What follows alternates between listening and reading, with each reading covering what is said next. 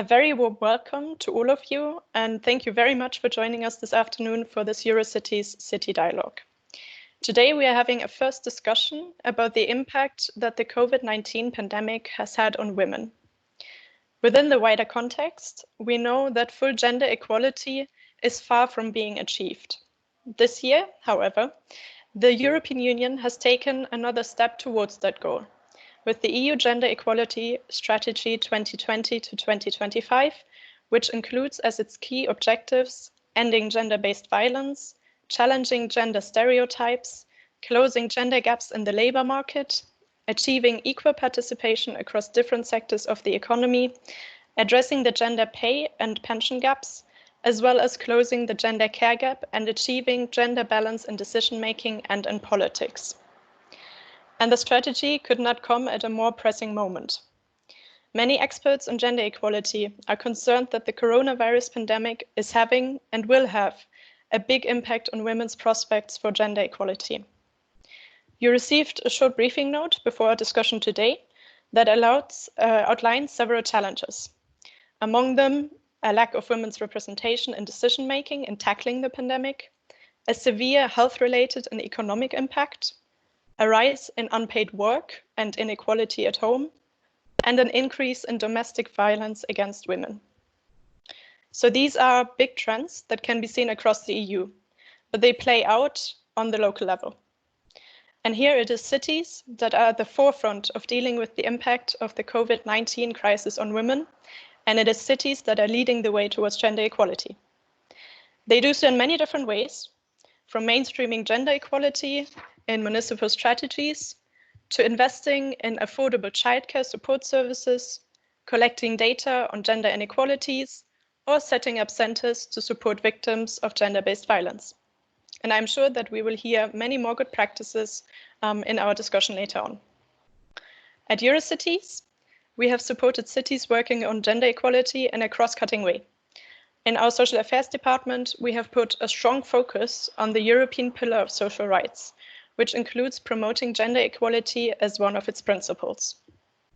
In the context of our campaign on the pillar, Bologna, Gijón, Lyon, Nantes, and Vienna have already contributed pledges to promote gender equality, and we can look forward to hearing more about that later on in our discussion. Now, let me briefly outline today's agenda.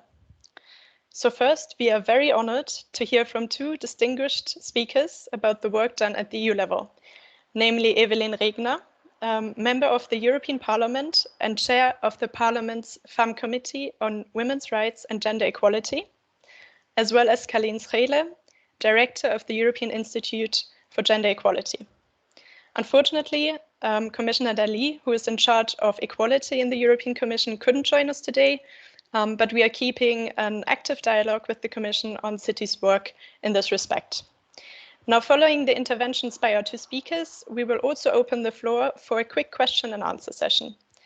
And then following this European outlook, we will go local and hear from three cities, namely Barcelona, Vienna, and Malmo, about their measures on the ground in tackling first women's triple burden at home, then women's unequal employment situation, and violence against women.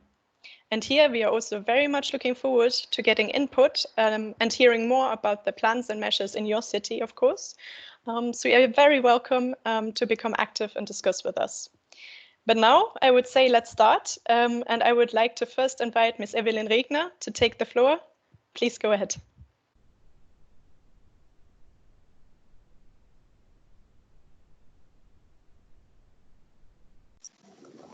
An excellent good afternoon.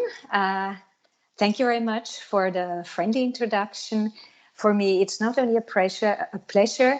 It's important to be in a constant dialogue with EuroCities. So EuroCities are an important, I'd say an extremely important partner for the European Parliament on all questions of gender equality and, generally spoken, on everything concerning the questions of the future. So women are half of the population, and I always see very progressive, modern, and courageous proposals from EuroCities. So thank you very much for the invitation. We're in the midst of an unprecedented crisis. There is no script. The crisis hits women especially hard, socially, economically, and unfortunately also physically. As we all know, when tackling the issue of violence against women, domestic violence above all. The coronavirus pandemic deepens existing inequalities in our societies. So we all know that, and we feel it. There are so big inequalities, and it's going worse and more difficult during the crisis. So one of the first conclusions right now from the beginning must be whatever has been started with the gender equality strategy has to be done even with more energy and more time pressure than we originally planned it. Of course, we are all aware that everybody's talking right now about the recovery fund and all those important things that have to be done. And there is always the big danger that gender equality questions are put a little bit into the background. No, it's just the other way around. Here are questions that have to be answered and that have to be really done now. So this is my major message to our cooperation to EuroCities. We see worldwide the numbers, the figures, when we just look at concerning violence against women, that the numbers are rising. Antonio Guterres from the United Nations really made a remarkable plea, and he said, look, this is really a huge problem in the whole world, what is happening right now. And in the European Union, of course, the same thing is happening. We get the figures from the cause of emergency numbers in many European countries, from UK, France, Italy, all over Europe, and we see a significant rise of numbers that have been dialed because what is happening? Often women sitting there in quite narrow apartments, doing telework, doing cooking, cleaning, the whole 50s revival of the women's picture popping up, and teleschooling. So somehow pressure is on single mothers' shoulders, but pressure is in households. And the unlucky situation is that the domestic violence figures are going up and men getting nervous and women being under pressure. So this is one picture I give, and you all know, because when working in EuroCities, you just are confronted down to earth with these problems a lot.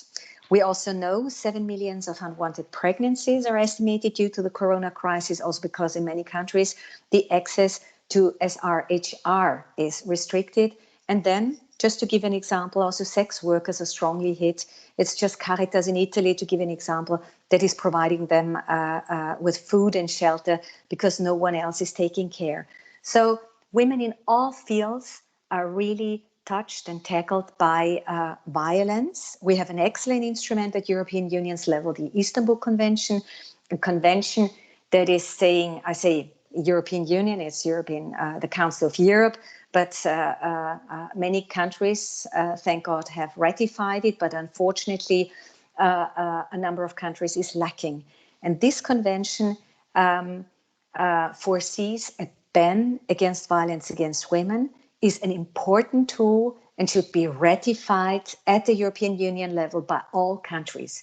Otherwise, we as Gender Equality Committee demand within the gender equality strategy an own specific strategy to fight violence against women that has been even more popping up due to the corona crisis, and also to foresee rules in the criminal law. So really to do a strategy at different areas tackling the whole domestic violence, and therefore also tackling all those patriarchic country governments that are already existing. So therefore it's just the more important that EuroCities is giving a strong progressive answer to the problems of domestic violence. While it's mostly men who rule the world, it's women who carry it. Women are making up more than 75% of the workforce in jobs of systemic importance. I mean, we all realized it. Who is sitting at the supermarket's cashier? Who is working in hospitals? Who is doing all the care work? And then we see, oh, women are all those who are really doing the work that is of incredibly importance for the society.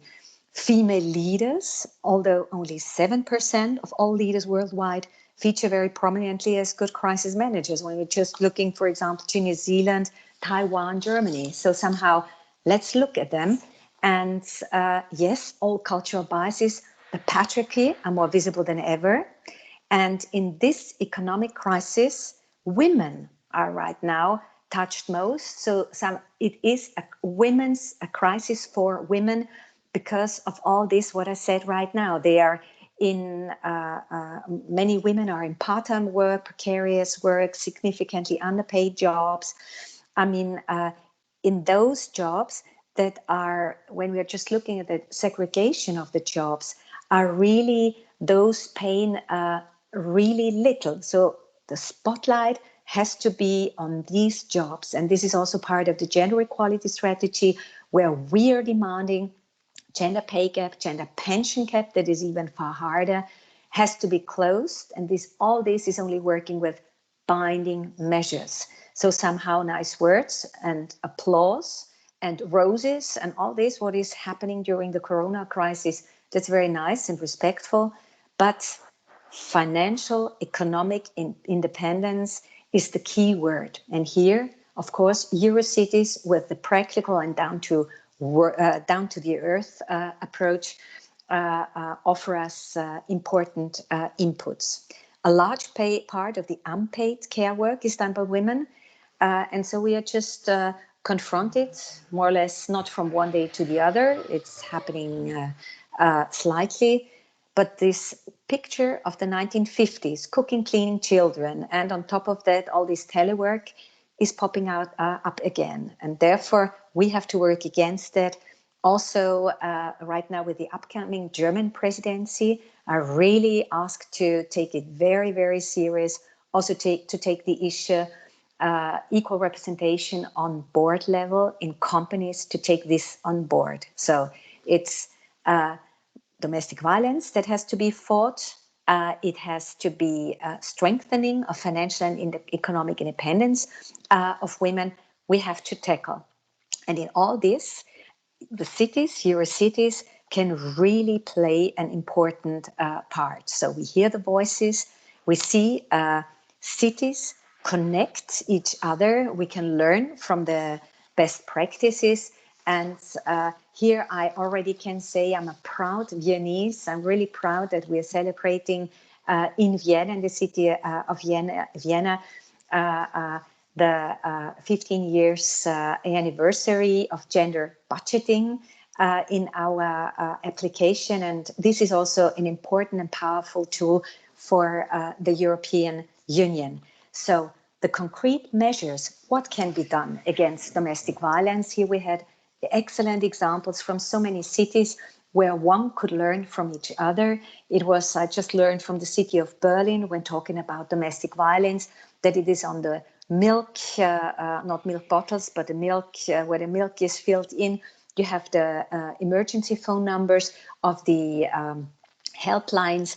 There is the COVID-19 mask going in Spain or Belgium to the pharmacy and just saying a keyword in order to get direct support from the pharmaceutical staff, calling the police or calling the helplines. So there was the creativity, and there is the creativity of cities that is really enabling to fight domestic violence.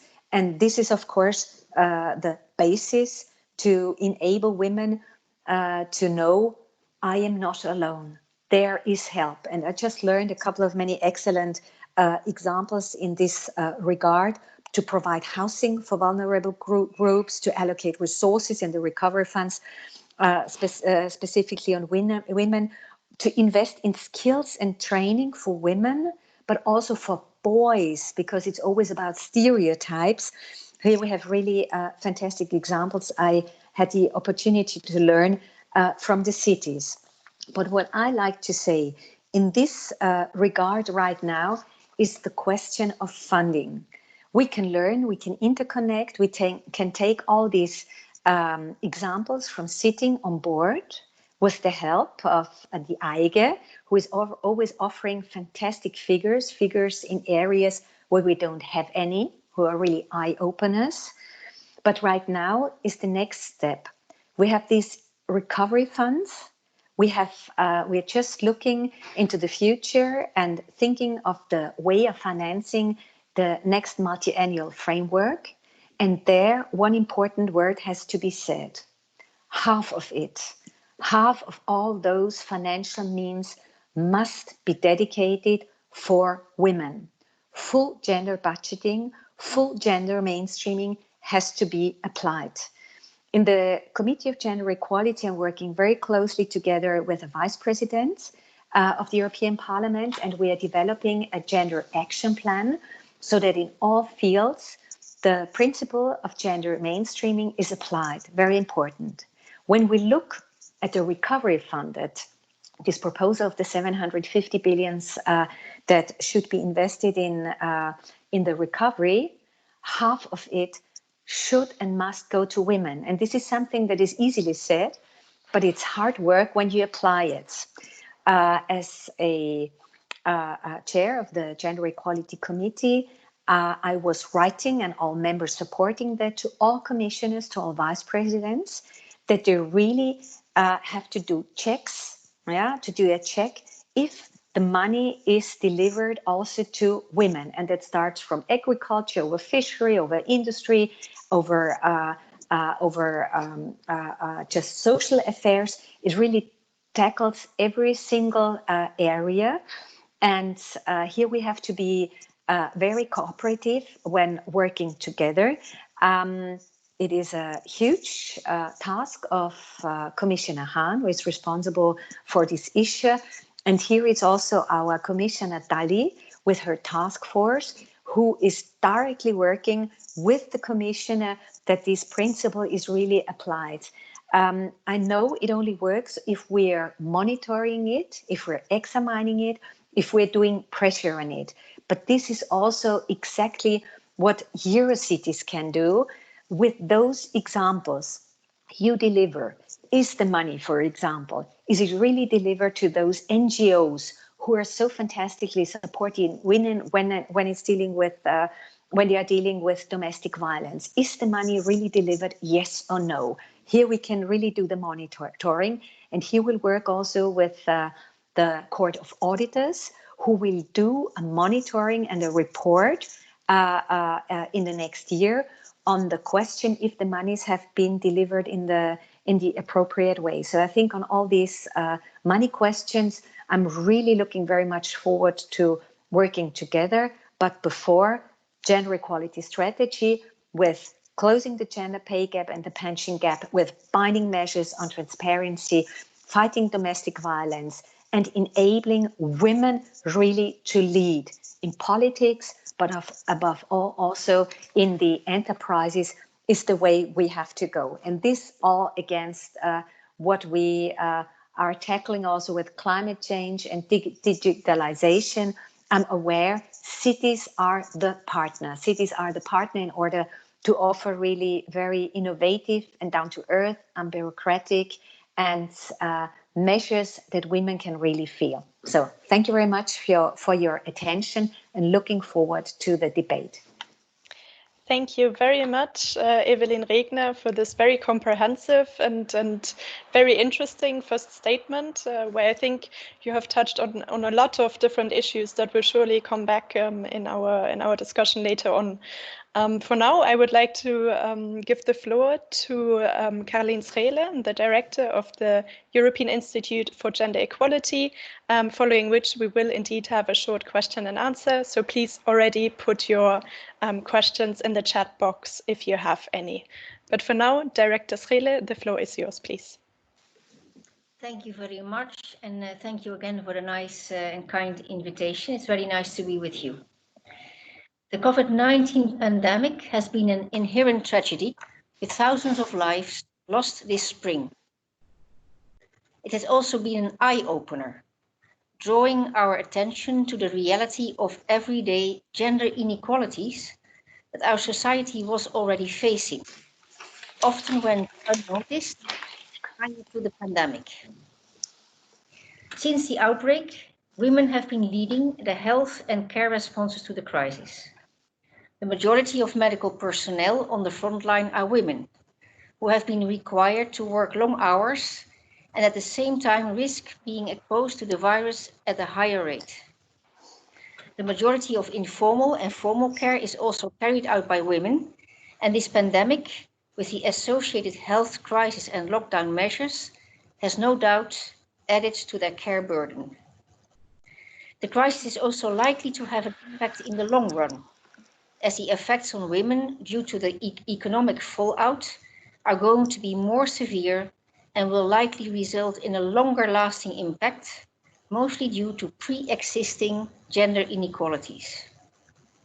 Many jobs have been lost.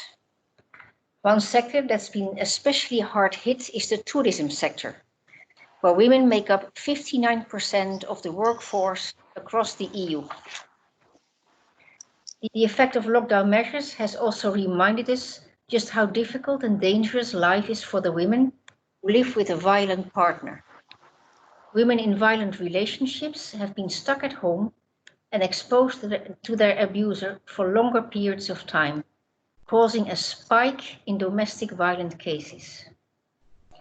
Many EU countries reacted swiftly, putting in place counseling support, providing refuge for victims in hotel rooms, launching awareness campaigns or promoting hotline numbers. Yet, the extent of action needed to safeguard victims exposed how insufficient the support measures are even during normal times.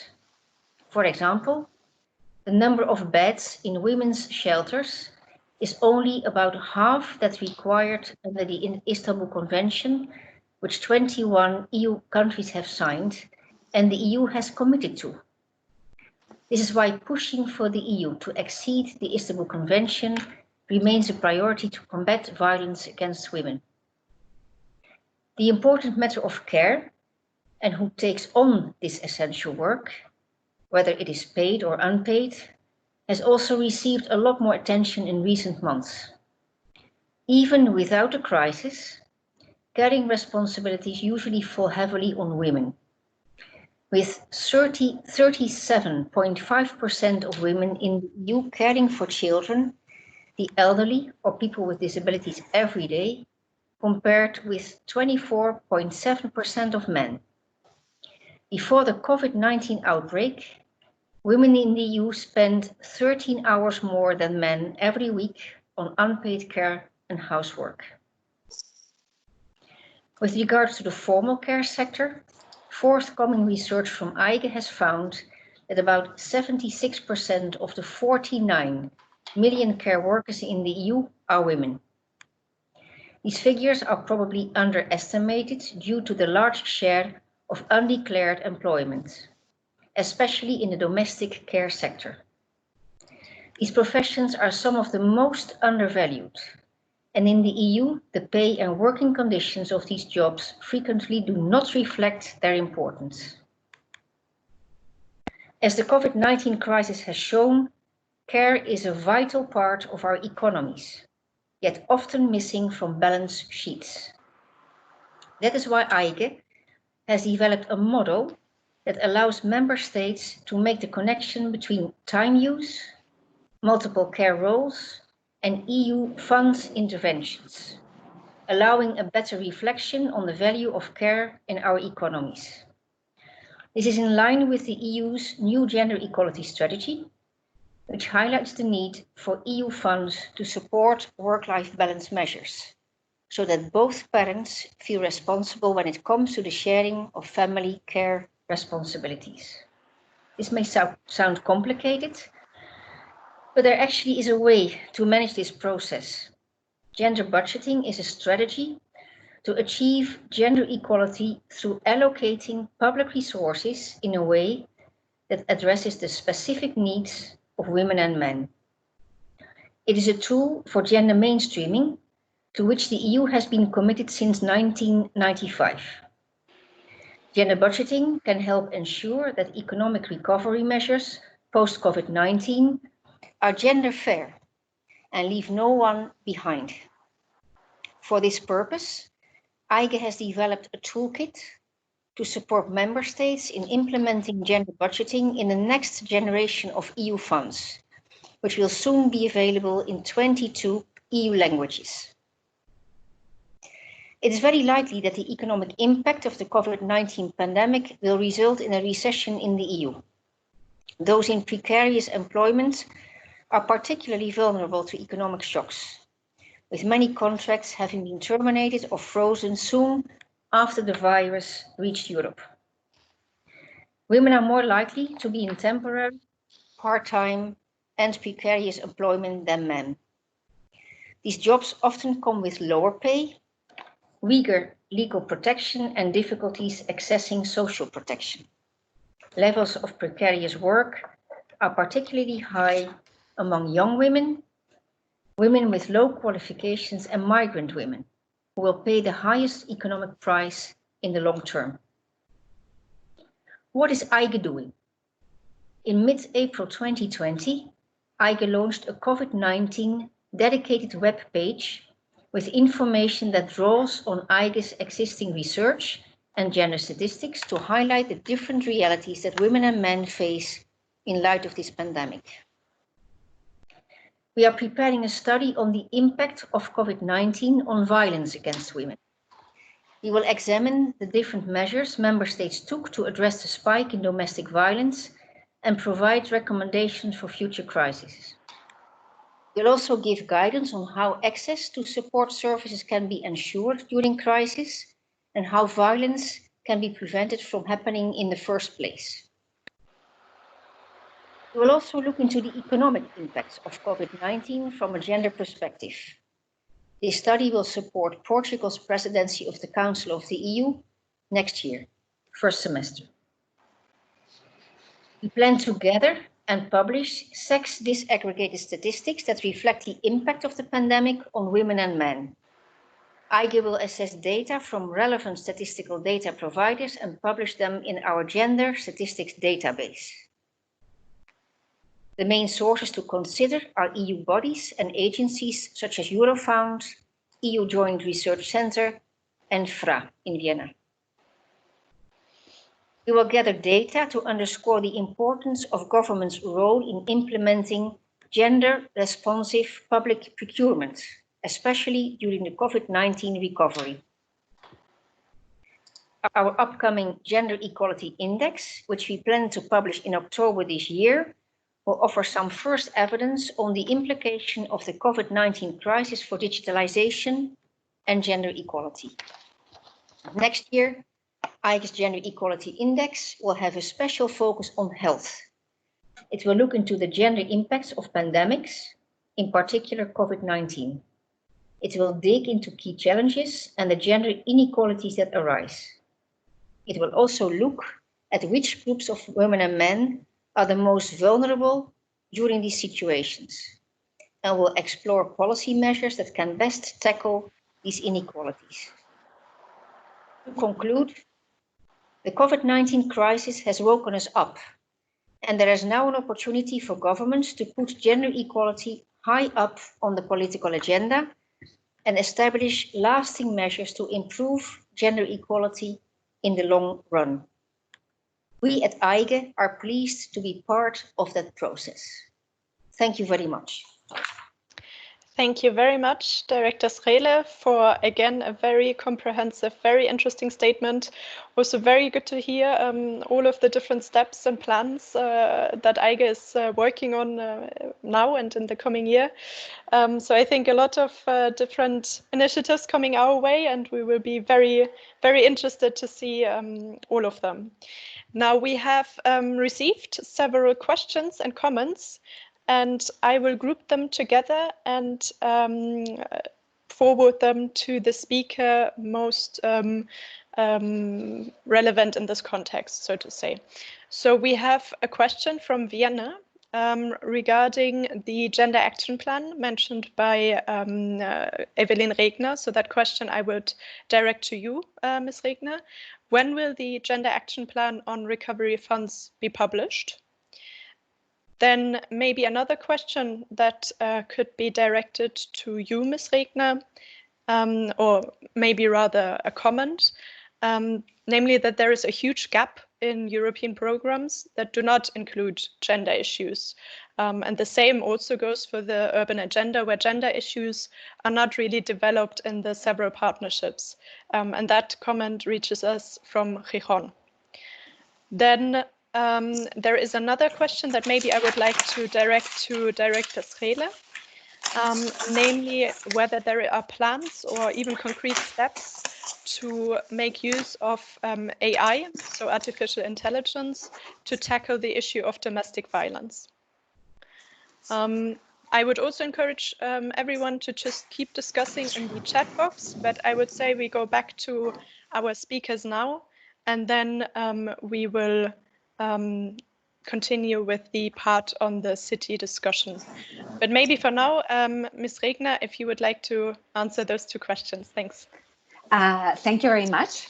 So thank you very much for the question, because it gives a little bit possibility to clarify. There are two things to say. There is the Gender Action Plan of the European Parliament. That means a Gender Action Plan that is focusing on the European Parliament as such, which means politics within the European Parliament should be completely gender mainstreamed and applied the principle of gender budgeting in all committees, in all areas, and also within our own building concerning career chances and so on. And this is something that has been debated and will be voted in the committee chairs. So somehow it will be not covering the recovery fund, but the whole policy areas, how we are working. This is one thing. The other thing, and this is really the huge political thing, is there is a petition. Many members of the European Parliament are supporting half of it. That really clearly half of all means of the recovery funds should be dedicated to women, and to that we then monitor and look very carefully that really the money is spent in an equal way. But this is something that is not written or something that where we decide. This is something we're just right now fighting. The commissioners and the vice presidents of the commission were obliged, when there were the hearings for the designate commissioners at that time, that they answer questions in a written and afterwards also in an oral way on how they apply gender equality issues and also mainstreaming in their respective areas. And everyone had to answer that. So Borrell, that respect for women's rights is one of the huge principles of foreign policies of the European Union, just simply to give an example, in social areas. So somehow really covering everything. And there is this task force of Commissioner Dalli, and this is really something interesting, and I invite you also as EuroCity representatives to work with Commissioner Dalli and the way she's applying the whole system in this task force, that this task force that is at Commissioner Dalli is really working with each and every commissioner and vice president of the commission, that those principles of gender mainstream are applied. You all know, as you're sitting here, that is very nice words, what I'm saying right now. The question is it really delivered? Is it monitored? Is it really also applied with all the consequences? And here, the system of the Commission more or less is starting. So somehow we are far away to be perfect. I try to be in closer contact with Commissioner Hahn, because he, I think, has a crucial role in the whole multi-annual framework. And here, still a long way has to be gone. So somehow with some commissioners, we are really fighting. I'm also, for example, in the Committee for Economic and Financial Affairs. And when it was about to say, let's look at all these boards like the European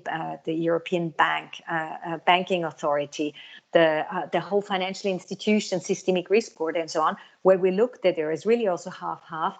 then we see how difficult it is to be implemented. So to your question, to be short, Gender Action Plan is something very concrete for the policies within the European Parliament, dealing with all committees, that all gender budgeting, mainstreaming, whatever issues apply.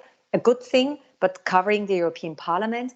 Concerning all those funds, the recovery fund we are fighting right now, there is a long way to go. And there I need also EuroCities on board, that they are demanding that half of the money in all areas really dedicated to women. And we, I'm a socialist member of the European Parliament, and therefore I add up. We are asking for something too, not only the full gender mainstreaming in all programs.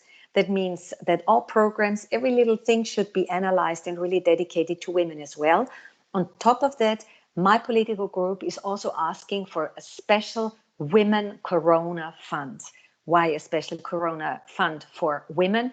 Because there are also specific problems that are popping up with women, like this single parent problem, that women are specifically single mothers. You have far, far more single mothers than single fathers. So there should be done something. Or the question like domestic violence, this is really something that hits first and most of all women. So I hope I have answered this question.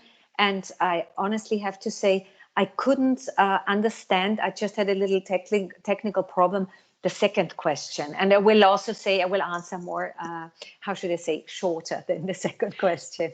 I think thank you very much for answering the first question already. I think for the second question, we already have a good discussion about that in the chat box, because the question was about the involvement of the gender issue in European programs, and also particularly in the urban agenda. And Michaela from Vienna has rightfully said that, of course, the Vienna-led housing partnership in the frame of the urban agenda has developed specific actions with a clear gender approach. So I would encourage the colleague from Gijon and Michaela maybe to get in touch directly about that, and maybe discuss it then outside of our city dialogue. For now, if that's fine, I would then move on to Director Scheele and to ask her about the question of artificial intelligence and whether that could be used to tackle domestic violence. Thank you for that question, and without any doubt, it could play a big role, an important role. We do research and we gather data, so it would be interesting to see if the study that we have planned to do on the impact of COVID-19 on violence against women. As I said, we will also look into the different measures that member states have taken on board. It would be interesting to see if artificial intelligence plays a role there. It's something, I mean, we are not a policy-making body, so it's something we would not develop. We could, of course, recommend in our study.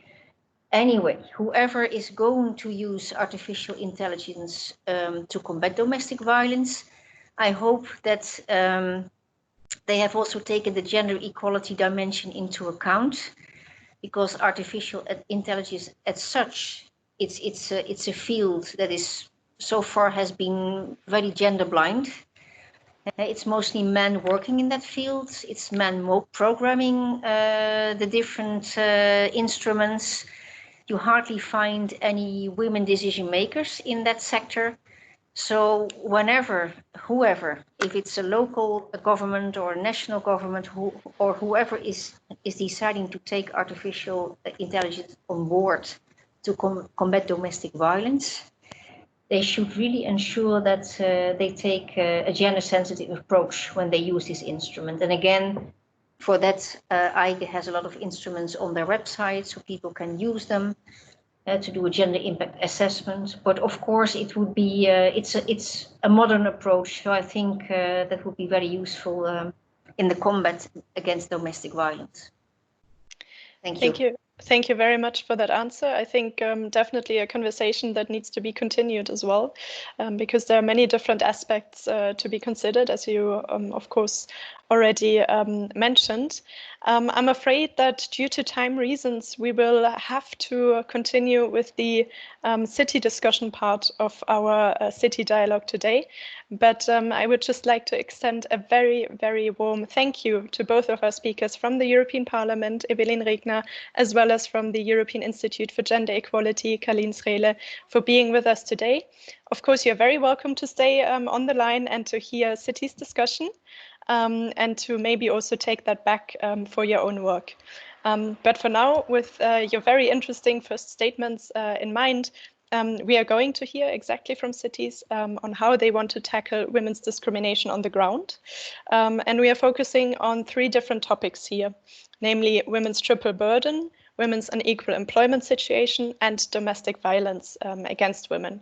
So we are first going to hear an intervention by a city presenting their measures on the topic, following which we will then open the discussion for everyone to questions, for comments, and for inputs, also from your local background. And we will proceed this way for all 3 topics. So if you want to take the floor during the discussion, please raise your hand virtually with the raise your hand button, or write a comment in the conversation box. So also please consider to make sure that everyone gets a chance to speak. Please keep your interventions short and to the point. So for now, we want to start with the first topic, namely women's triple burden, home office, home caring, homeschooling. And here I am very, very happy to have Ms. Sonia Ruiz Garcia, the Director of Gender and Time Policy from Barcelona, to tell us a little bit more about their measures on the ground. So Sonia, the floor is yours, please. Thank you very much. Good afternoon, and thank you, EUROCITIES, for inviting Barcelona City Council to take part in this truly fascinating webinar. I'm looking forward to learning a lot of good practices. I'm already doing that. So the impact of this crisis will depend on how feminist perspectives are incorporated into public responses. These need to be empowering, proactive, community-based, and preventive, and they should put life at the center of political action. This should translate into an increase in public responsibilities of care for governments and companies once men take on joint responsibilities in the homes of domestic and care work households, and always listening and giving room for community proposals, starting with our context and the care crisis during the COVID-19 pandemic. This pandemic has highlighted a care emergency in our society, one that had already been detected as for the last 2 decades by the feminist movement and the feminist literature. Social reproduction or care organizes our society. It cannot be limited to cleaning or to the daily care of the elderly, children, or dependent people. It sustains life and therefore productive work, paid work too. It has links to education, as we have seen it, to health, social services, and food distribution, and is therefore an essential sector. A sector that remains undervalued, feminized, invisibilized, and very often without job security when performed in a paid way. Care work, which is assigned to women, is the least recognized socially and consequently the least valued economically. Evelyn Regner and Carlien Scheele were highlighting several figures before the pandemic. And we know that the surveys on uses of time show us 3 features exacerbated by the health emergency situation, but they're all the time the same. First of all, there is more care work outside than inside the labor market. Second, the overall work burden of women is higher than that of men. And third, most of the work of women is unpaid, whereas most of the work of men is paid. Given the context of lockdown, with the schools and other care centers closed, the health crisis has directly delegated the burden of care to households and therefore disproportionately to women. In the households, gender inequalities have risen. And surveys conducted in our context over these last few months confirm that it is women who have seen the biggest increases in the work hours. I have data to prove that all. If you want, we can share them afterwards. It is women who have had to take on more household tasks. It is women who have had to look for after children the most. Even when it comes to planning school work, as the title of this presentation, nearly 79% of mothers stated that they help their children with their homework, compared to only 45% of fathers. In contrast to the usual role, men in Catalonia, in Spain, have been focusing on going out to do the shopping while lockdown. We currently know that women with paid work and young children are the group worst hit by the impact on mental and emotional health during this pandemic. And in this context, the situation of single parent families, as it has already been highlighted, is especially critical insofar as they have been losing their support network, the privilege that could be teleworking. They also had to take charge of full-time care, dealing with homeschooling, or being teachers. We know of many single mothers that unfortunately have lost their work precisely for this reason. So as regards initiatives and possible measures that we are implementing in our city, one of the main problems facing local governments is when tackling the triple burden problem is the lack of jurisdiction in many of the areas requiring regulation in work and life balance policies.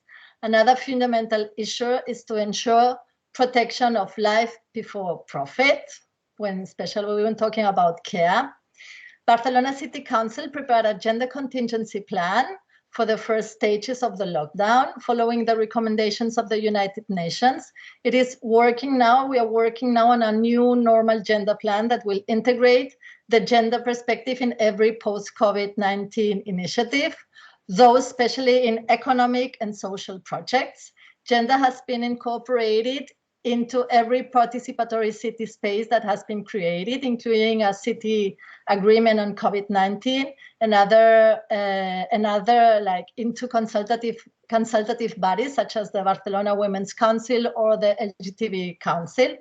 This has been carried out from several complementary approaches, the gender perspective for sure, but also putting the emphasis on highly vulnerable people, promoting an intersectional perspective, and working on the territorialization element. Coronavirus certainly does distinguish between age and social class, so that neighborhoods worst hit by the pandemic are the ones where the poorest sector of the population live. As for the economic arena and also in relation to work and life balance policies during this crisis, Barcelona City Council has prepared a support plan for domestic workers. I can give you the details later on if you're interested. It has also strengthened the teleassistance service. It has promoted its employment rights defense point. Work is being carried out in several lines of help and subsidies that will focus on launching care services, work-life balance, and co-responsibility projects in the city's entities. The city is also studying the possibility of organizing babysitting service or childcare for families in need. In relation to housing, financial housing emergency aid for vulnerable groups has been displayed. 75% of those were located to women. We have launched a facility for homeless women and established recommendation from a gender perspective for other homeless measures that we had to establish related to health policies. The City Council has established a free telephone helplines for emergency counseling. And in relation to cultural and the educational areas, 3,000 connected tablets to vulnerable students have been distributed, community networks have been supported, and the City Council has reestablished the nursery school system as from the 15th of June. To conclude, in relation to our internal organization, Similarly, since the declaration of the state of emergency in Spain, numerous municipal regulations in Barcelona have been prepared to see to the health and well-being of our organization workers, organizing flexible work times and work days in a way that meets the needs of workers affected by the closure of schools and centers providing assistance for dependent people. We, in the City Council, we are not talking about teleworking because we know that this is a very special situation. We talk about remote work. Lastly, a survey was also conducted on our staff in collaboration with Harvard Business School and London Business School on the use of time, work organization, and well-being. And these all are emergency initiatives, some being midterm, which were carried out by the Barcelona City Council. It's just several of them. The current situation, as I said at the start, requires a large-scale involvement from the public. The co-responsibility for putting an end to the work overload of women is an urgent matter, always taking into account the need to ensure protection of life before profit. And I should leave it at that for now. Many thanks for listening. Looking forward to your questions. Thank you very much, Sonia. I think very, very interesting points you made there. And just to echo the last comment, of course, that we are still in a phase where the emergency measures sort of were top of the priority list. But of course, it's very important then to also continue and develop that sustainable vision for recovery with the gender dimension, of course, as one of the key points. So that was the intervention by Sonia. I think now we have around 15 minutes for discussion with everyone in the call. I already see interest to collect all of the data. So of course we will support with that. And if you have anything that you would like to send in the follow-up, please do send it to us, and we will make sure that it is distributed. Then here I have a question from Cecile, who is asking, are the gender issues you presented integrated in the Barcelona Time Use Initiative for a Healthy Society? And if yes, could you tell us more about the initiative as well, and the role of the municipality in it? Then maybe I could ask you to give a short answer on that, and then I see that we already have Ricarda raising her hand, so I will come to you afterwards, Ricarda. Yes, thank you very much for the question. It's in fact it's the same directorate that we also both the gender mainstreaming strategy and now also the time use or the time policies strategy at the City Council. It's in the General Manager Office where our directorate belongs to, and we're following the same scheme of work, which is integrating also the time policies in all the structure and in all the policies of our City Council. In this sense, we're working hand in hand, both teams, in order to have a comprehensive and coherent strategy. For example, this morning we also have a network of enterprises working in this time use society, in this pact on time that we have in our city. We also have a network of enterprises that are working on a different and in a better, healthier use of time. And this morning, as said, we had a seminar on teleworking strategies during the pandemic, putting them together and in order to share experiences and try to overcome all the obstacles that we have found and learning from the good practices. Also, we are thinking about working on a service for the enterprises on teleworking from now on, because we know that this is going to be one of the major issues in the coming months, and always from the perspective of having a healthier, a more productive life, and also one with more justice and gender equality. Thank you very much for that. Ricarda, I think you were next in the line, so please do unmute yourself and take the floor. Thank you very much, and thank you to Sonia for introducing also such very interesting surveys, because I am a woman of numbers, because with numbers we can prove that we need to change things or allocate money differently. So I also want to thank my speakers before for strongly mentioning gender mainstreaming. It should be on all EU levels. And I want to thank all of you for mentioning these best practices. Therefore, I want to introduce very, very shortly the FEMM Cities Network, which I, for the City of Vienna Women's Department, am coordinating, because this is exactly what we do in a network. What works in Barcelona might work in Vienna. What works in Vienna might work in Malmo. So I really, really want to invite you to check out the website. Also maybe get into contact with me, and of course invite you to next year's 2021 conference in Leuven in Belgium. Because I think as EuroCities is trying, as the European Parliament is trying, and as I saw in the comments before, gender is not something that we need apart from things. We need it in everything, but we also need specific money just for our good practices from start till end, because money makes the rules, and especially women's services, they are cut very easily. Therefore, I thank everybody that mentioned the importance of having a fixed budget for gender issues and questions. So check out FEMM Cities, and I really hope to continue these very refreshing exchanges of practices. And I can also send afterwards some surveys and things Vienna is doing now. Thank you.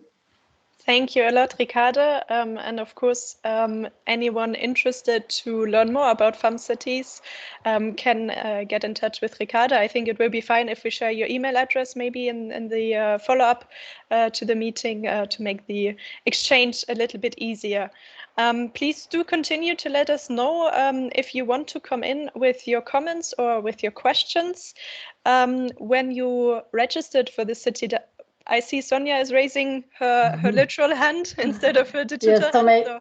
If I may, so I will allow more time for people if they want to raise some questions. I just want to tell Ricarda that we are in Barcelona, all our team, we are fan of what you are doing in Vienna. Your gender mainstreaming strategy is inspiring for us. We've already translated several of your papers, many in German too, especially linked to your urban planning, which we think that it's very also for the parks, the way you've thought the parks in Vienna with this gender perspective. We thought that it was very interesting, and I said, I wanted to thank you for this invitation. And if you could repeat and maybe send it written, the name of the network, is it fun, like funding? It's FEMM Cities. FEMM Cities, but I think it's also in the chat box now. So there you have the direct link. Thank you. Indeed. Great. All right. I mean, very good also to hear some positive messages like that, and to see the interaction between different cities on the different topics mentioned. I was saying earlier that when you registered for the City Dialogue, you also had a chance to already think a little bit about the topics you would like to bring in. And I think when it comes to women's triple burden, we had some interest, for instance, from Madrid, from Leeds, from Munich, Strasbourg, Stuttgart, just to mention a couple of cities maybe you would be interested to come in. Otherwise, please do feel free to use the comment, the chat box as well. Or, of course, raise your hand with the raise your hand button at the bottom of your screen, which is maybe easier because we don't see all of you on the screen at the same time. So the digital hand is a little bit easier to take note of.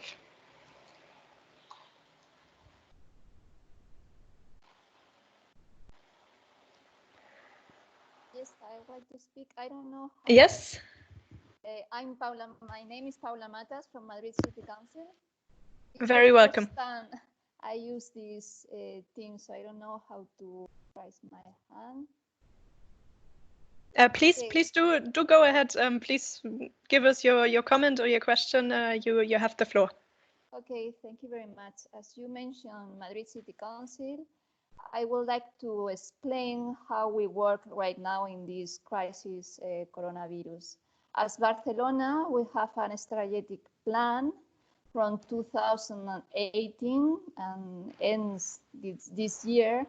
And it contemplates the two sides of classical gender equality public policy. The most classical traditional measure with positive active measures. And we have throughout the city 17 centers promoting gender equality. And even the alarm state was declared the 30th of March. It was not possible to have physical contact. We have keep on working without tools, text tools or phone calls or all the tools that we have to keep on touch with women and keep on all these activities. On the other hand, civil servants, when we were sent to our homes, we were locked on our homes. But in any case, we keep on working in our agenda, gender mainstreaming, with all the policy of the diagnosis, implementation, evaluation of public policy, without no interruption. But I think that the most important thing, the measure that we have been taking during these hard 2-3 months, is related to gender domestic violence. Because in the month of April, the number of phone calls to the helpline 016, is the number here in Spain, to ask for help, have increased at 60% compared to the same month last year. In that sense, we have launched a publicity campaign called You Are Not Alone, to remind those victims all the resources, all the network that are available 24 hours a day. Even if the alarm state, they cannot suffer any kind of interruption, and no physical, no any kind of interruption. So for us is what very important to reinforce, to remind those potential victims that we are available, that we are working. And as the publicity campaign explained, we are not alone, because as a colleague says, this situation of being locked at home is a risky situation that can be very dangerous for those women who must cohabit with their husband or partner. Indeed. And thank you very much for that comment, which of course is a very important topic. We will come back to domestic violence in the third presentation of our city dialogue today. So for now, thank you very much for mentioning it, and maybe we can come back to that topic a little later on. I do have one raised hand from Katarzyna Wilkolaska-Suromska. Apologies if I did not pronounce your name correctly. Wow, but please, I'm impressed. I'm impressed. Well done. Well, I'm trying my best, but please do go ahead and give us your question and comment, but please do keep it short. Maybe I just introduce myself. I'm from Warsaw. I am a mayor's plenipotentiary for Women's Affairs. It is just my first year on this position. We are planning now some activities for women who lost their jobs because of the coronavirus. Because we know that there are a lot of women who lost their jobs, or they are afraid that they will lose their jobs. So the situation on the labor market is very hard for them. So I would like to ask you if any of your cities have this kind of actions, programs now, because of the coronavirus, activities related to the loss of the work by women. Any counseling for them, or I don't know, helping them to find the jobs, or so on, so on. I think a very good question. So thank you for that. If I'm not mistaken, we will also have an intervention on exactly that topic of women's unequal employment situation by Marina Hanke from Vienna in the next part. And I would imagine that she will come back to some of the points you have raised there. So if we can maybe be a bit patient for that topic, and we will come back to it in just a couple of minutes, because in any case we should move on. I see there is another comment about the city of Munich and how it has eased the situation of employees with children where possible. Home office was possible, and if you were not able to fulfill your full amount of working hours, there was no minus on flexible working hour schemes. So indeed, flexible working hours, flexible employment situations, very big point here. That of course helps women a lot also in taking care of the multiple burdens at home. I would suggest for now that we leave this topic of women's triple burden. We move on to our second topic of the day, namely women's unequal employment situation, as already teased here a little bit. And I'm very happy to present Marina Hanke, who is a member of the Vienna City Council and the spokeswoman on women's rights and gender equality at the city of Vienna. So Marina, please, the floor is yours. Thank you very much. Hello, everybody. And thanks a lot for having the possibility to talk today about women's unequal employment situation. In our opinion, when we are talking about working towards more equal societies, women's unequal employment situation has to be one key topic to discuss, because if our goal is that every woman can live a safe life and can live an independent life, we need to make sure that every woman is financially independent. Not only when they are inside the labor market, but also when they are in retirement.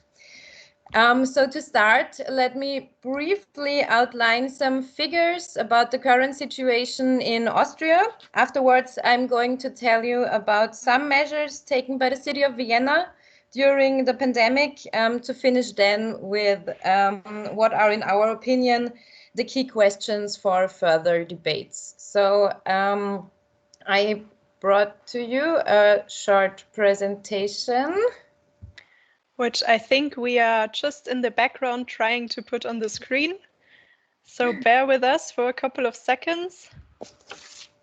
Something is happening. Very well. There we go. I think that's the one you needed. Yes. So to start, some facts on women as system preservers in Austria. Of course, they are very similar to the figures in the European Union in general, and we also heard a lot about it. Of course, the majority of system preservers are women with incomes comparatively low to other jobs in Austria. As we already read in the briefing for today, system preservers have been at a higher risk of being infected.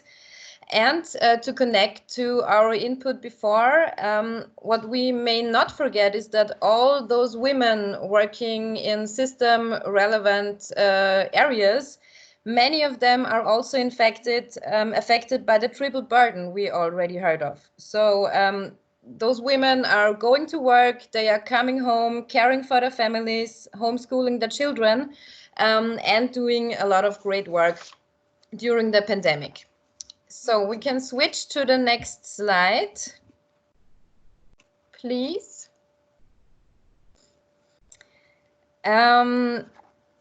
We already heard from Warsaw about unemployment. Of course, in every other country, I suppose, unemployment is on the rise, as well as in Austria. Compared to last year, we now have around 72% more women who are unemployed. And we also have 39% of women in short time. And to put this into a context with the next slide, I also wanted to show you some data about part-time employment in general of women in Austria. As I suppose in every other country, there are more women than men working part-time or working in precarious jobs. Mostly, as you can see here, because they need to do care work, because they have care responsibilities.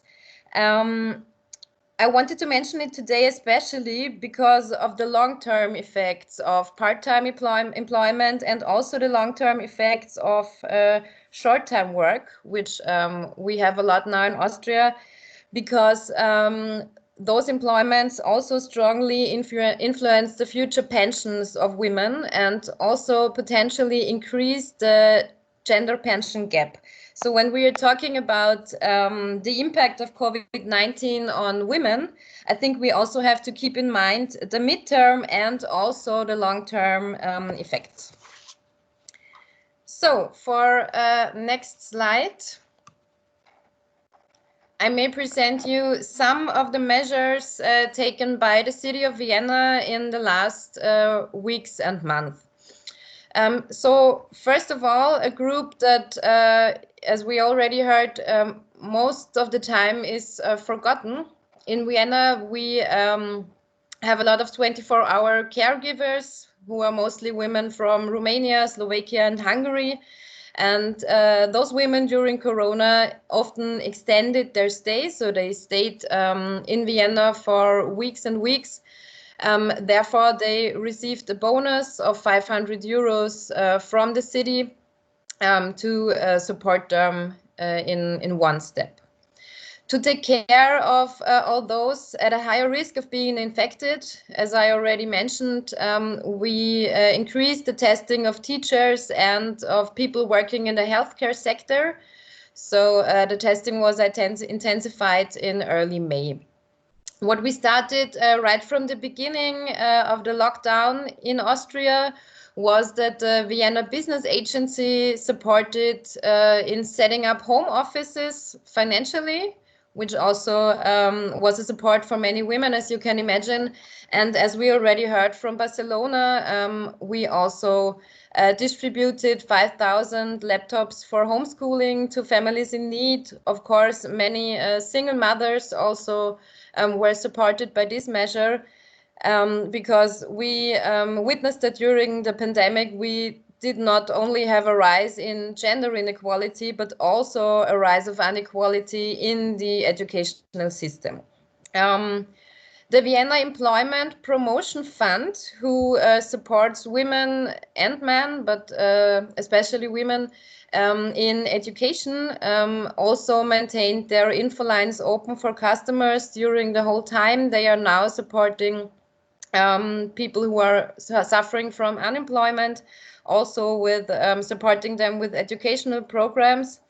And because it was the question before from Warsaw, I think, we also have a strong focus now on youth unemployment, because youth unemployment is on the rise in Austria like never before. So we also have a focus on the young people and especially on the young women.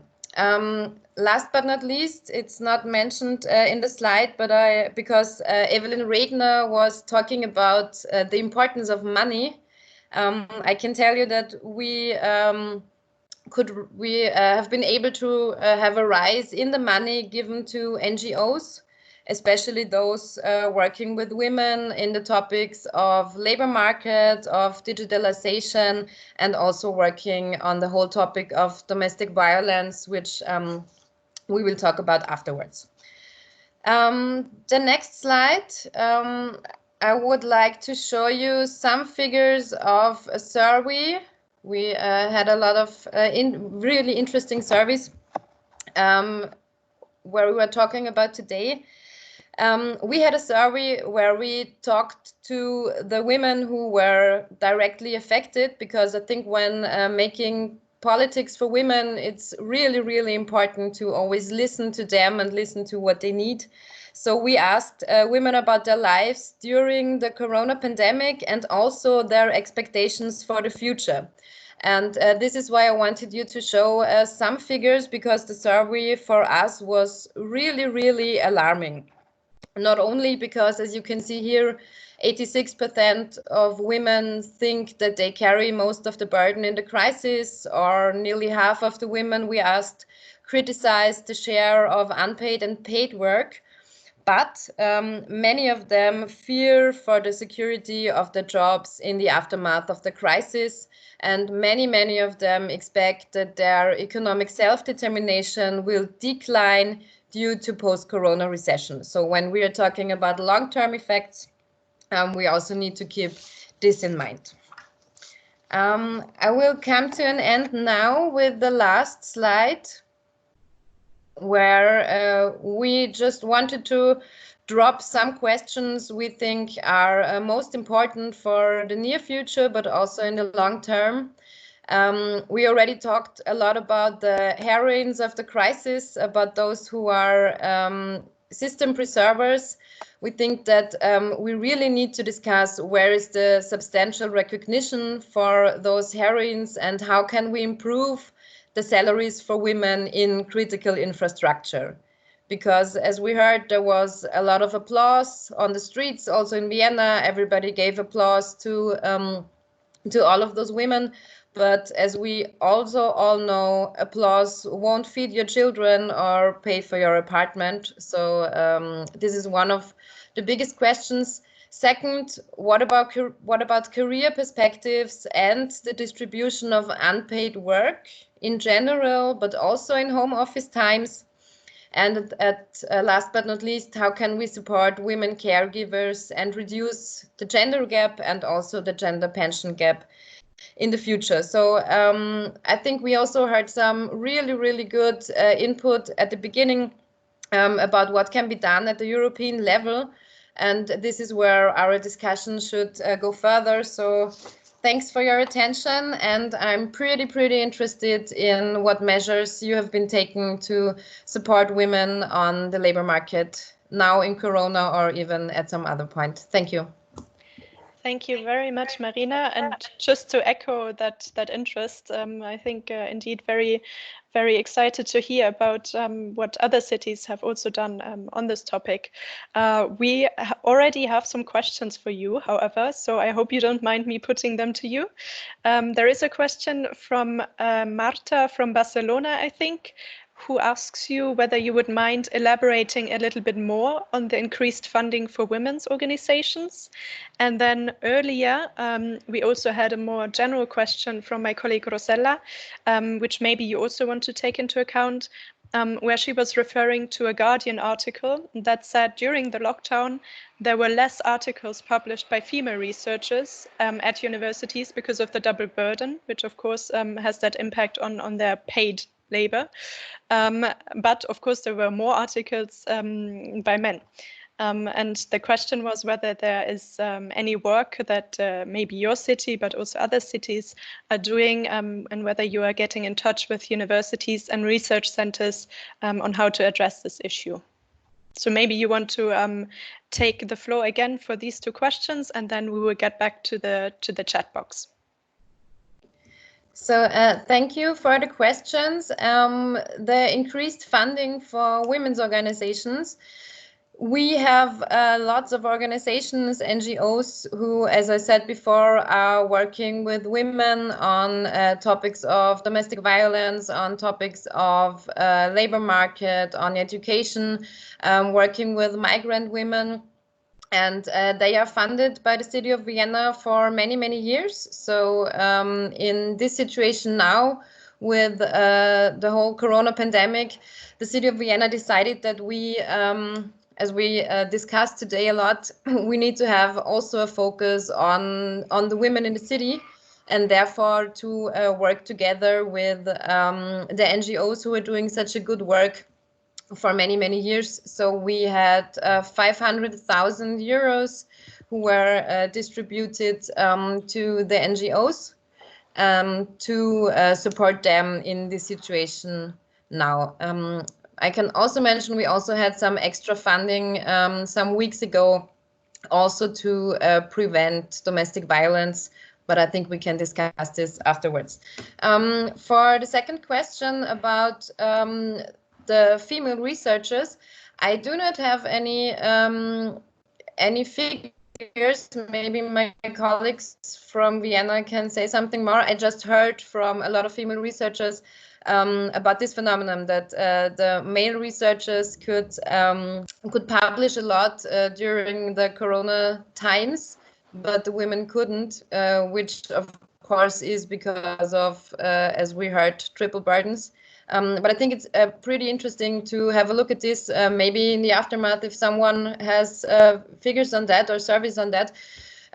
Because when we also talked about representation of women, and I think that the whole area of who is publishing and who is also publishing about the crisis, we still need to have the gender perspective here, which also means female researchers. What I can tell you here is that in Austria, our Social Democratic Women's Organization started a cooperation with many female researchers to support them in publishing more also about the crisis. Thank you very much. And I see in the chat box a lot of useful links are shared as well to these different articles. So please do have a look there too. What I found very interesting is indeed that that focus on different groups of women, right? So now we talked about researchers, which arguably would be in a more privileged position, for instance, compared to care workers, simply looking at the economic aspects here. And I think that's also something that maybe to bring that into the discussion, how can we deal with these intersecting layers of discrimination, and how can we address those, which of course can pertain to your economic situation, which of course can pertain to maybe your legal status if you're a migrant woman, which can pertain to your ethnic background or your race, your sexual orientation, and so on and so forth. So any ideas about that? Personally, I would be very interested to hear about that myself.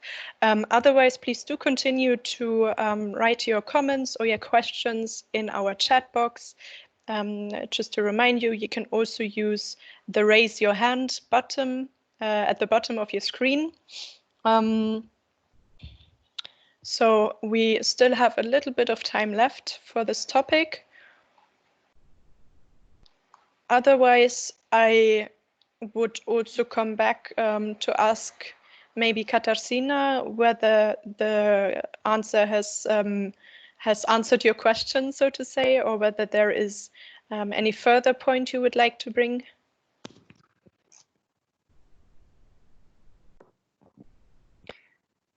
Hello again. Maybe not exactly.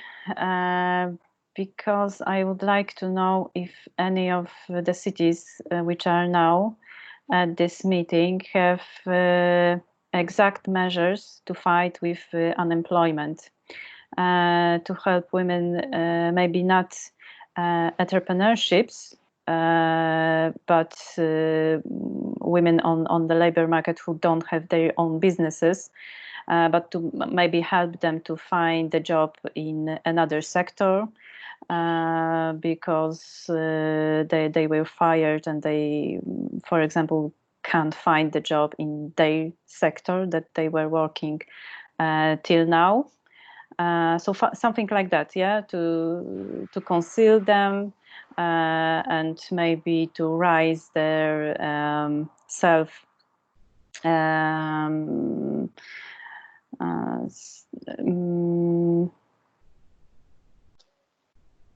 I forgot the word, sorry. How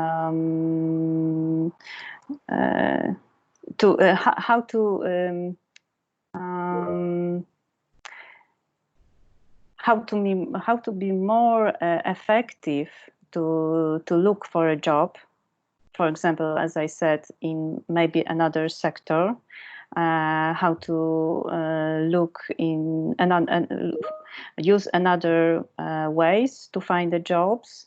I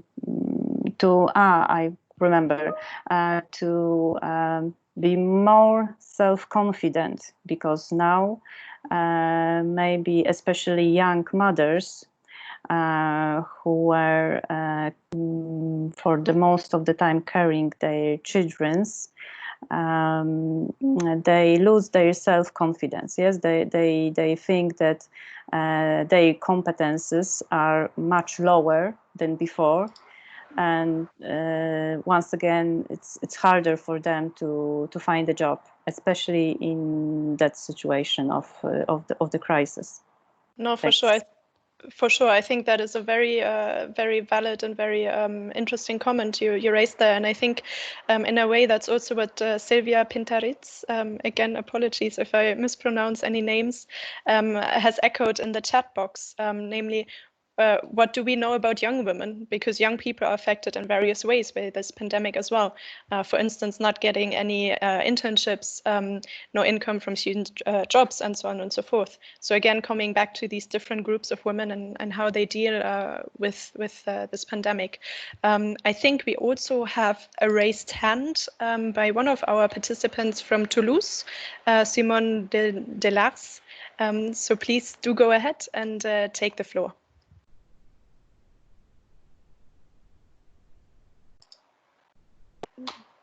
We cannot hear you at the moment. You might still be muted.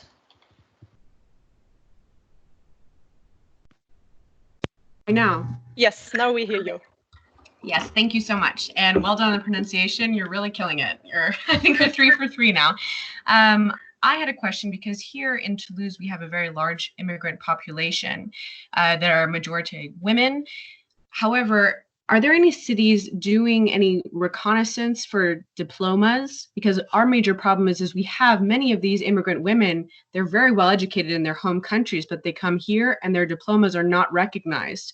So they have to either restart their studies, or they just go to a very low-skilled job. So I wanted to know if any of the other cities had put in place any programs to recognize their diplomas. Thank you. Very interesting question there. Thank you very much. I think that's also something that we can answer here with the cities. Does anyone have any input that they would like to share specifically on women migrants? I think I saw Sonia again raising her hand. Yes, that's please. It.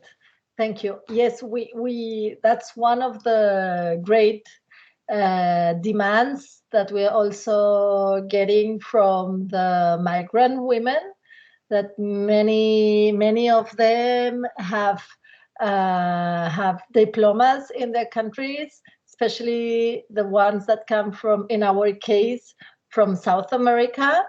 We last year, we had a very interesting project working with women in different neighborhoods and in relation to vital precariousness, not just labor issues, but also we were trying to cover the aspects of housing, health issues, and also training.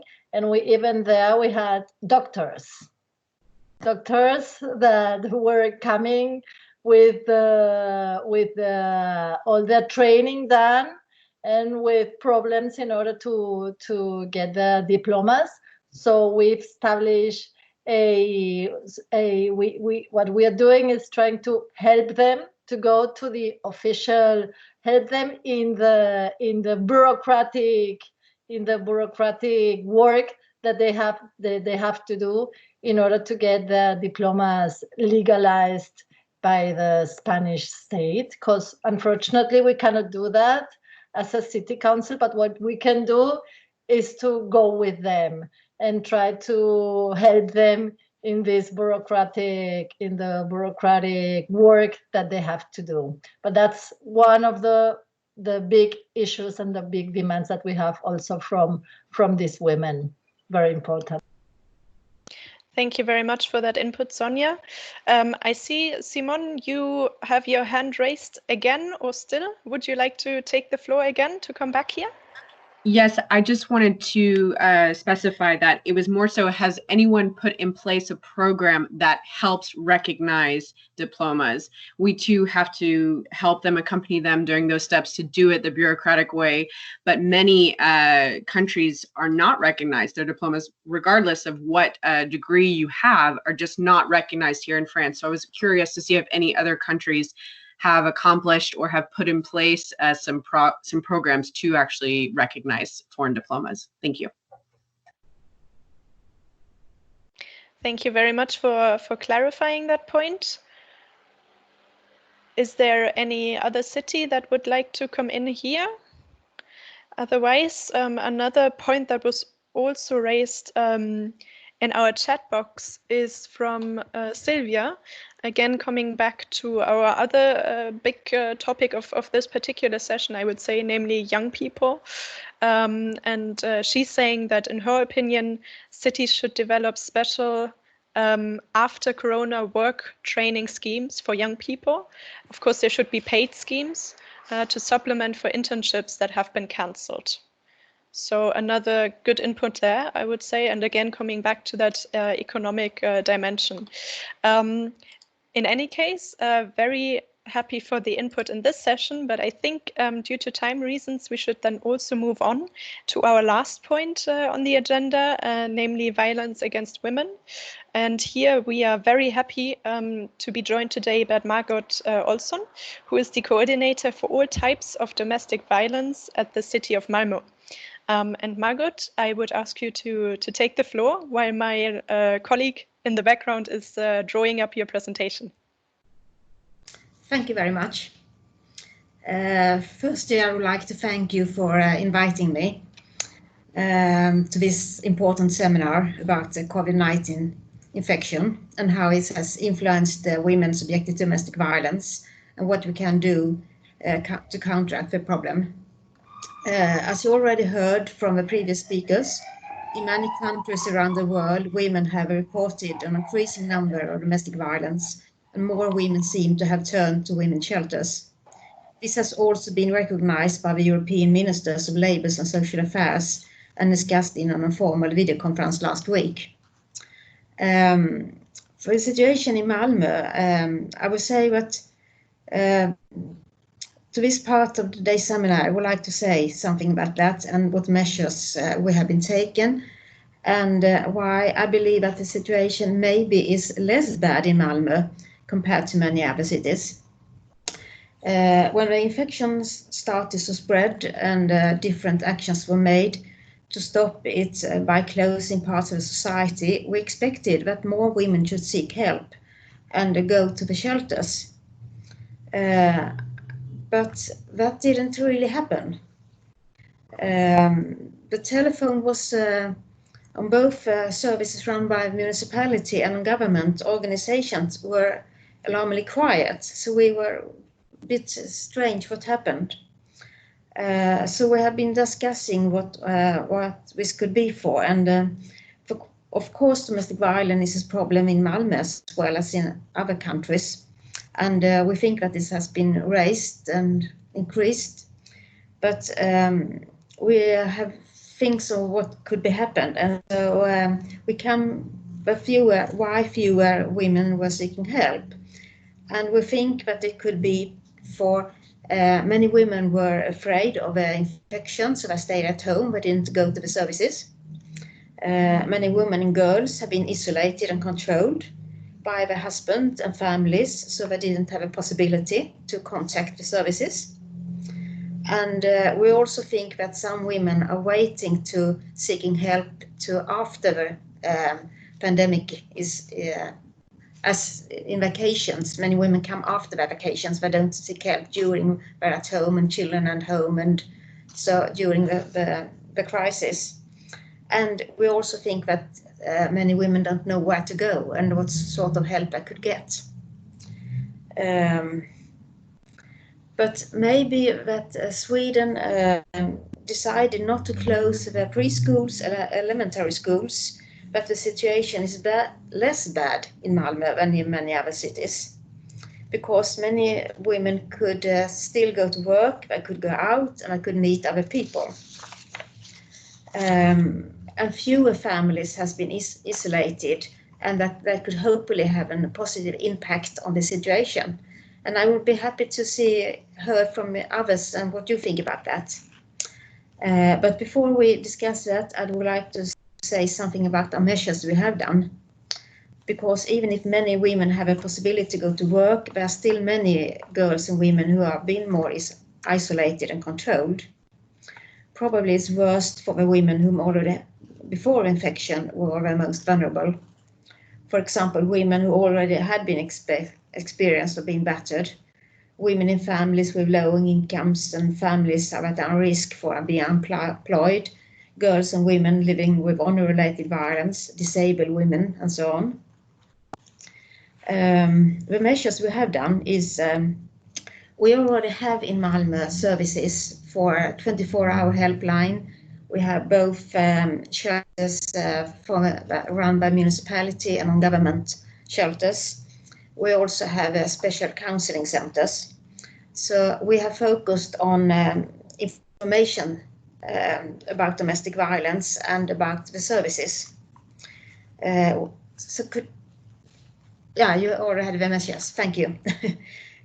So we had several campaigns. One campaign directed to young people in the age of 13 to 21 suffering honor-related violence on Snapchat, which is one of the most popular social media for youngsters. And we also followed up that with a campaign on Facebook directed to girls and women 15 to 44 of age. And we also have cooperated with the largest landlord in Malmö, who has about 20,000 apartments with 60,000 tenants. So everyone get in the mailbox information about both COVID-19 in general and on domestic violence specialized. And we also have cooperation with the county in Skåne and county in Stockholm on the buses directing to perpetrators on where to seek help to change their behavior. And what about the results? So we weren't expecting it to reach everyone, but we have reached a lot of people.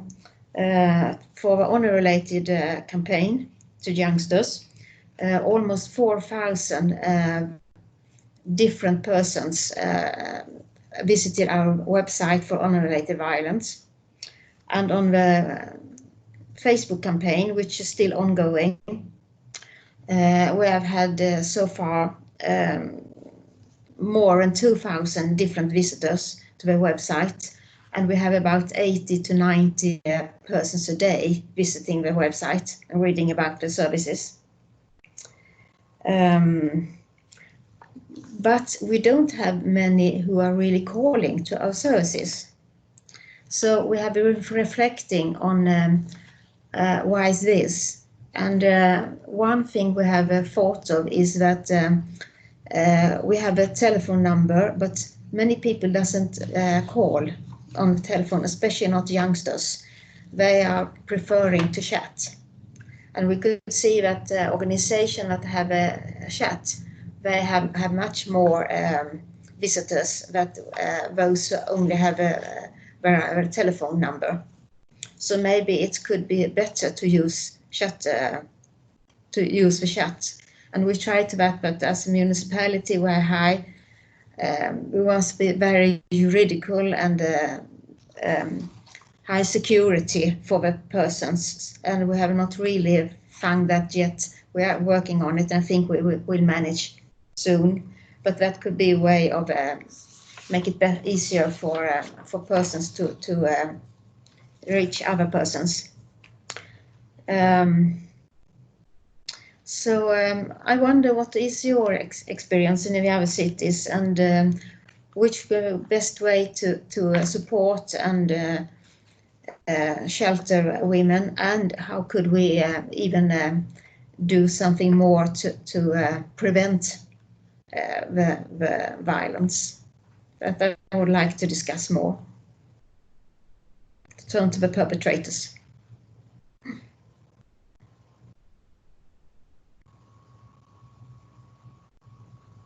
I can't hear you, Katarina. Katarina, you are muted. Indeed, and now I'm unmuted. So it has finally happened to me too. Well, I was just saying thank you very much, Margot, for this very interesting presentation. I think a lot of information that we got from this, and something that I definitely take out of it, is this need for newer ways of communicating with young people through, let's say, alternative channels like Snapchat, for instance. I also found it very interesting that you are, of course, also working with the perpetrators, which is something that is now more and more also coming into the focus, that you need to work with both sides. And now I see that we have a couple of people that have raised their hands. I think the first was Ricarda, if I'm not mistaken. So please do take the floor, Ricarda. Thank you. Very shortly, because I already had the floor. I was also very intrigued with working with perpetrators, and especially also like starting really young with boys, that violence is never accepted. So I hope we can exchange more information on that. That would be very interesting for us, because we found a lot of organizations, so they do their own campaign with the youth work and so on.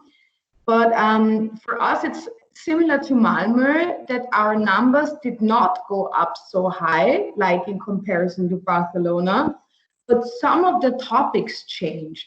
So a lot more neighbors called and said, I can hear violence, can you do something?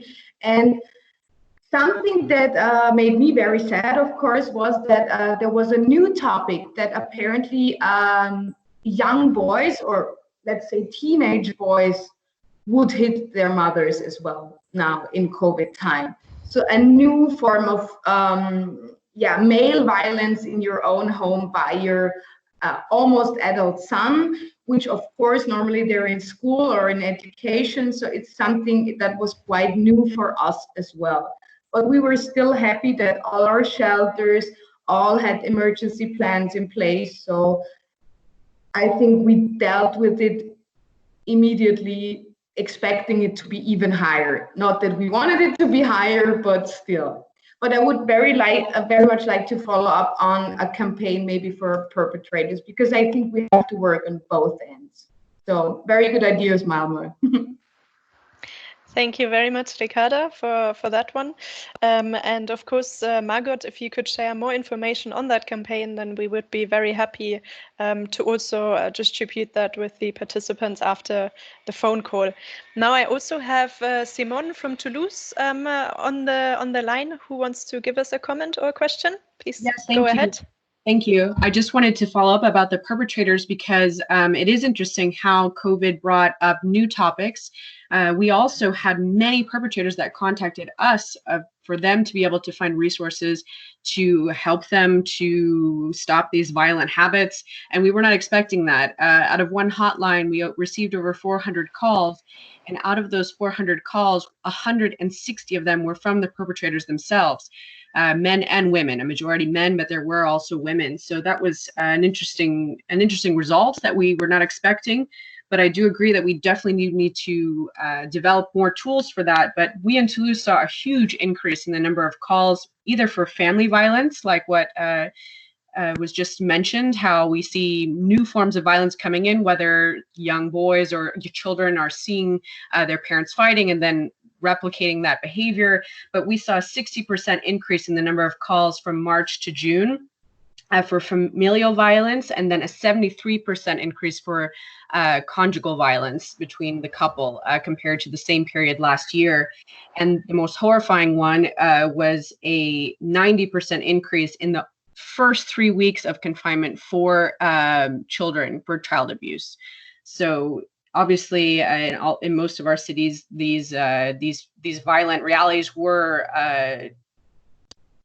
accelerated in a sense, but this idea of the perpetrators was something that we were not expecting for them to see. So. Yeah, thanks a lot, Simone, for these very impressive, in a bad way, numbers and the jumps in the numbers of certain types of domestic violence increasing. I also find that interesting in relation to the comment by Margot earlier, that of course, because of the lockdown measures and how they were different between, in this case, Sweden and France, that there was the question from Malmo whether that then in turn impacted on the number of people calling those helplines. So in your case, I mean, we know that France had quite stringent measures when it comes to lockdown, and you have seen a very big increase, I would say, in calls as well. So what do people think? Is that something that can be related like that? Is maybe the link a little bit too easy? I still see Simone with the hand up. I don't know if you still want to come in. No, sorry, I forgot to put my hand down. Okay. Anyone else? I see Sonia with her hand up. Yes, please. Yes, I still don't know where I can raise the hand in this program. So thank you for seeing me. In the case of Barcelona, would be also kind of similar to the Swedish one. And from what I've heard from different cities in Spain or regions, it seems to be quite similar. We have been doing, in our city, we have been doing a report with our police, the local police, the regional police, and all our services dealing with machist violence every week. So we have 11 reports, and also trying to see what the evolution has been, because we didn't have urgent cases. It's true that the calls that we had, a good number of calls, but women wouldn't go. Also, the lockdown in Spain was serious. It was hard during 1 month and a half at least. So we didn't have urgent, women wouldn't go out in order to report the cases, and they wouldn't call a lot either. But what we have done, on the contrary, is as our services, mainly we did have people from our violence against women services working front office, but not a lot at the serious time of our lockdown. But what we did is double or even triple the calls that our people working in these services would do to the women that we knew that could be in a situation of violence. So we've tripled the numbers during all this time, just checking how they were doing, checking how they were, if they needed something. And we have been also doing several surveys with them in order to monitor their situation. Yesterday, for example, unfortunately, we had a terrible case in Spain of a woman who got killed with her 2 kids. Okay, thank you very much, Sonia, for picking up that point and coming back to it. I think, Simone, you would like to come back as well? Yes, please. I'd like to know what practices other cities have used to get the word out, because the numbers that I cited to you earlier, we've collected with the police, so they're just the regular numbers that we've had since always. But I really like the idea of using Snapchat and also Facebook and going into apartments, like you said, and putting the flyers in all the mailboxes. But what other ways are you using? Because we tried to do an information campaign where women could text a certain number, a hotline, because sometimes you're not always alone and you don't want the perpetrator to hear you. But we only received a handful of texts to that number. We also set in place a national campaign with the government that if you had been witness to domestic violence or you were suffering from domestic violence, you were able to come into the pharmacy and receive help. But in our city, we went to over 180 pharmacies to distribute this information and speak to the pharmacists about it. Only 3 cases were reported. So how are you connecting with these women? Are there ways that have really worked for other cities? I see that Ricardo has an answer to exactly that question. Try to be very short again. What I think we have had in place for a long time now is street signs and subway signs. So for me personally, I see our number a lot there. But of course we do campaigns, we distribute any big events, we distribute the emergency whistles and also our flyers and whatsoever. But for me personally, I think, because I see it a lot, it's very effective, these signs when you go with the car, with the subway, with public transport, something where people that wait for something look at. So yes, it is a difficult task to get the number out. It should be a very easy number, of course. I like the idea with the emergency message, but yeah, we saw unfortunately that a lot of women suffering from violence call after the violence has happened. So of course, make it very available in Google. What can I do when I suffer from this and that? But I think the street signs are very important. Okay, thank you very much, Ricarda, for that input. I think Margot also wants to come back to that question. I would take that as the last intervention for our discussion here, following which we will slowly start wrapping up. So Margot, please, the floor is yours. Yes, thank you. Some things. We did this campaign, but Snapchat campaign. What's good with Snapchat is that it goes down for a while, short time, so no one could see that you get a message on Snapchat. That could be secure if you're afraid that someone else could read. So that is good, very good with Snapchat. And we did the campaign in cooperation with the high schools, and but we saw that as the high schools and the universities and the education for adults were closed, we got much more less women seeking help and girls seeking help there, because many of them don't call themselves. They go to someone they knew. So they go to the teachers, they go to school sisters, counselors on the schools and things like that. And as they didn't meet them at the same time, only by internet, we lost a lot of information and lots of people who usually attended and usually were coming to us that way. So I think it had a big impact with the shutdown in these areas. And on the buses, the campaign to the perpetrators, the information that I said is, don't risk hurting the one you love. So it's not only to go to jail, but how to make the perpetrators to stop the violence and try them to seek help to change their behavior. So I think that's a rather good and easy way to say it. Don't risk hurting the one you love. So that was the message on the buses. Okay, thank you very much, Margot, for coming back on these different points. I'm afraid that we will have to conclude our discussion here, although we probably could discuss about this much more, given also the urgency of all of these different points.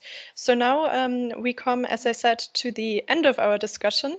And here, the final remarks, I would like to give the floor again for a brief statement from Marina Hanke from Vienna. Please go ahead. Thank you, and thank you everybody for participating in this wonderful meeting. Special thanks, of course, to Katharina and Solène for organizing this whole meeting and hosting us today. Thank you very much. Also to Evelyn Regner and Carlien Scheele, who are not with us anymore, but I think we can send them the best wishes. I'm so very, very happy that we started something new today. And I think we know now even more than we have known before that we have to stay on track and have to keep pushing forward gender equality and women's rights on every level, but also, as we already had the discussion in the chat, in every working group and so on. I think that we have seen many problems women suffer right now. We have seen the urgency today, but as for me, I don't know how you're feeling.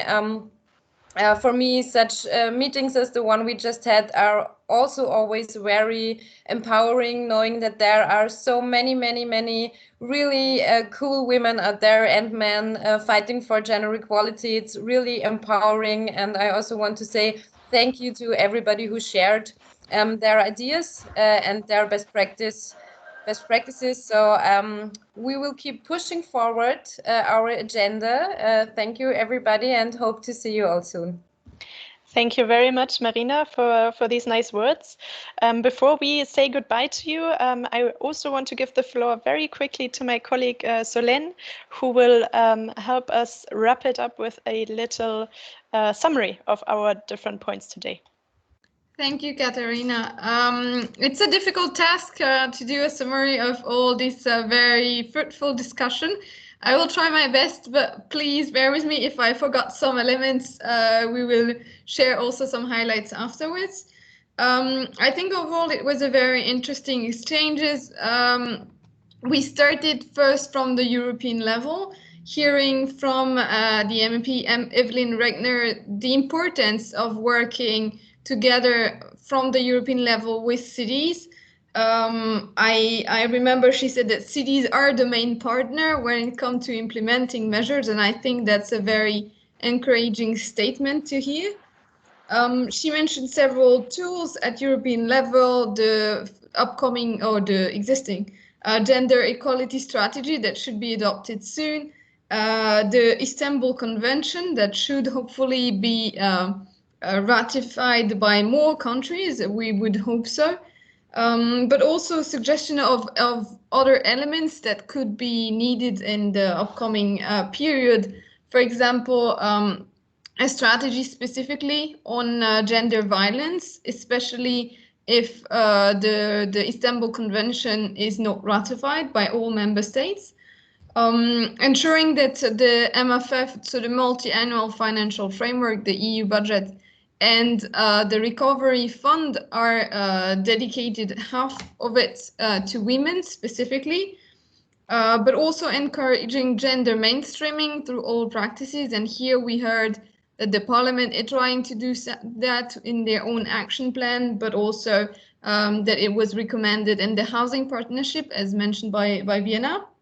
And maybe that the specific Corona fund would be needed for women. We also heard from EIGE quite a lot of interesting starting elements to understand the situation with figures. I think one of the elements that I really found important to remember is that these long-lasting consequences of the pandemic are actually linked to pre-existing inequalities, and that we will need to work on that to be ready for future events. Also noting that women are strongly overrepresented in the sectors that were most affected. Of course, we have all in mind the care sector and many other sectors, but for example, they also mentioned tourism, which is something that we think a bit less as women environment, but actually most of the workers are women. And then the next part was, of course, our dialogue between cities, really. This was, I think, the most lively part of the discussion. we saw that cities play an essential role in this area, that they are directly confronted with the consequences of gender inequalities and of the impact of COVID on women. But the competencies at local level are not necessarily there. If we take the example of work-life balance or on the recognition of diploma. And here, I think this is something we found a lot in our work in EuroCities, that cities go beyond their legal competencies when they are confronted with the reality at local level. We then try to focus on 3 different topics with the triple burden, the unequal employment situation, and the violence against women. But as you could see, these discussions are very interlinked, and it's actually almost impossible to separate them clearly. So instead of focusing by topic, I focused more by areas that I found interesting. The first element that I noted is that all cities mentioned that you were doing a quite strong collection of data to understand the situation. I've heard about working with universities and researchers, conducting surveys, working with your partners, and for example, with the police. And we heard also of very localized tendencies. In some cities, violence against women or reporting of such violence has increased, in others not so much. So that's why it is so important to work directly with women. In terms of measures, also a lot of action, and it's almost impossible there to mention them all. I've taken note of supporting NGOs and all of your partners even more during this time, ensuring that you have some testing and safety measures, working with the staff to ensure flexible working condition, supporting education, and a lot of around access to information, running campaign.